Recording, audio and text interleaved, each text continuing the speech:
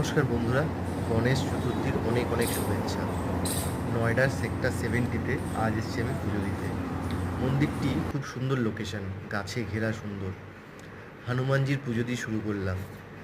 হনুমানজি, গণেশজি, এখানে অনেক দেবদেবীর আসন আছেন। হনুমানজির সাথে সাথে আছে বাল গোপাল, রাধা কৃষ্ণ, শিব পার্বতী, লক্ষ্মীনারায়ণ, মাতাদি, আর আছে শিব। আর হ্যাঁ, পুজো দিয়ে বেরিয়ে আমি অনেক গোমাতার দর্শন করলাম, খুব ভালো লাগলো। আজকে পুজোটা খুব সুন্দর হলো। আর পুজোর শেষে আমি তিলক কেটে একটা সেলফি, ঘরে সবাইকে বলতে হবে তো। আর হ্যাঁ, এটা আমার বাড়ির পুজো।